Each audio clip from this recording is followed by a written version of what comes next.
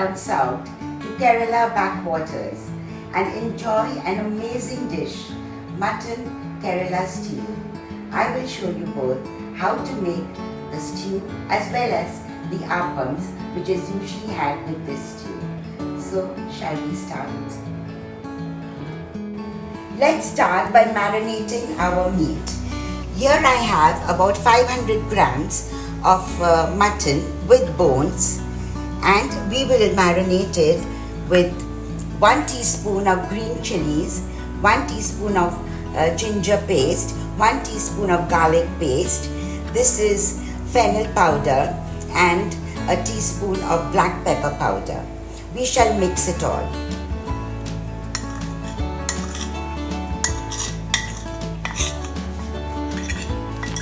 I'm adding a teaspoon of salt. To this we shall put few curry leaves.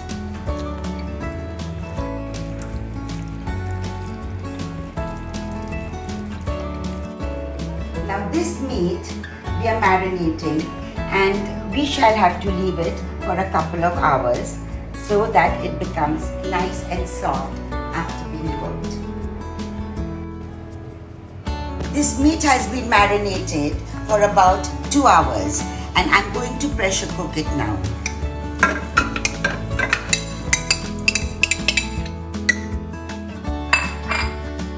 To this I'm going to add a cup of water.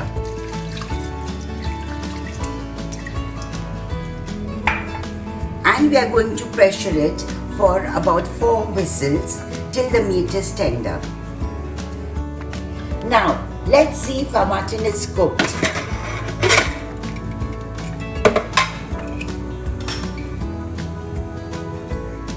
Oh yes, so tender, it's falling off the bones.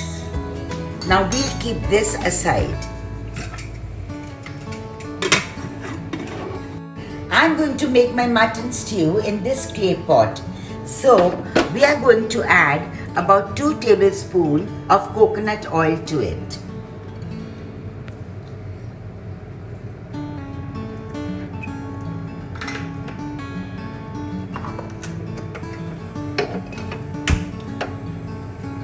Here I have 2 onions which I have sliced finely, very finely, like this.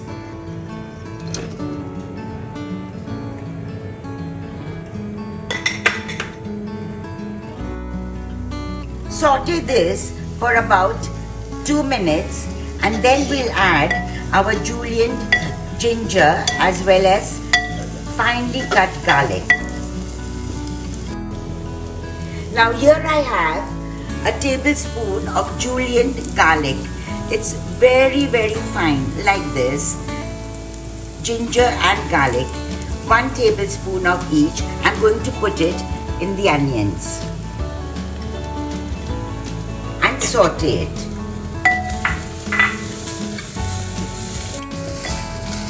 To this I'm going to add 5 slit green chillies, like this,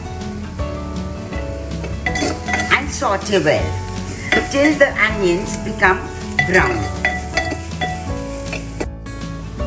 The onions are nice and brown. It's time to add the potatoes. Mix it well.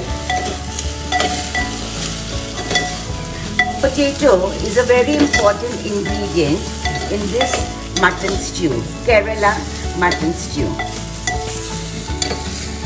So to the potatoes, I've added my mutton, and it had half a stalk left, so I added that too. And now I'm going to add a teaspoon of garam masala and about 10 cashews.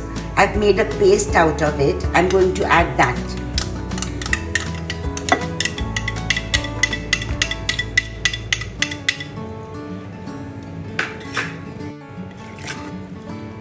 Mix it well so that all the flavors intermingle with each other. And because this is a dish from Kerala, they use a lot of pepper.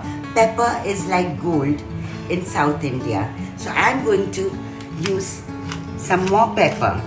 I had already added pepper in the meat when I was boiling it. So I'm going to add some more.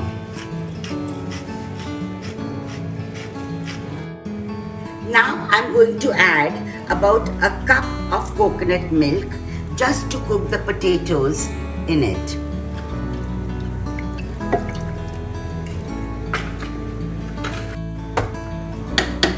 Mix it well and let the potatoes cook. That will take about 5 to 7 minutes. Once the potatoes are cooked, I'm going to add some more coconut milk and cover it up. Now I'm going to cover this and let the potatoes cook. That will take about 7 to 8 minutes.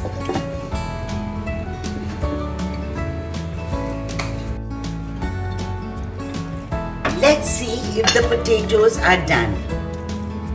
Oh yes. Now it's time to add 1 cup of milk, coconut milk, and let it simmer for about 10 minutes.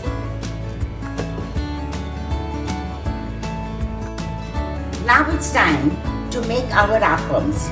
This is the batter which I have already made the night before, ground it, and I've given the recipe below. And this is the appam chutney. In case you don't have this, you can make it on any kadhai which is non-stick. So let's start. I think the chutney is quite warm, so we are going to put the batter. Now there is a trick in doing this. You put the batter like this and then swirl it around like this.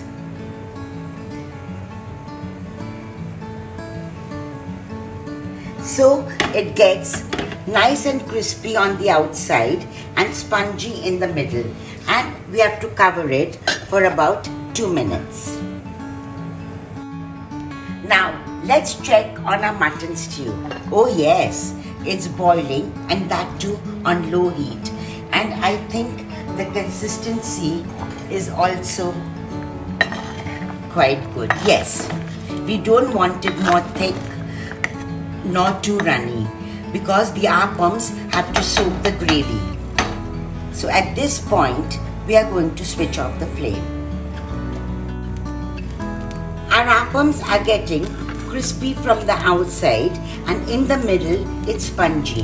That means it's 2 minutes, maybe 3 minutes, and now it's time to take it out. I'm going to show you one more. You just have to twirl it around. That's the secret of making an appam. And it has to be covered for about 2 to 3 minutes.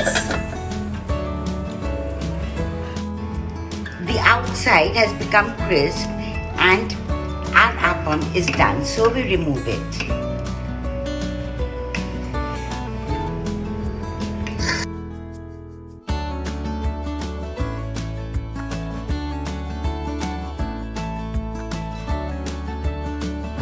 Now, this is the way I serve my mutton stew with appams. There's a salad, pickle, papad, and now let me dig in.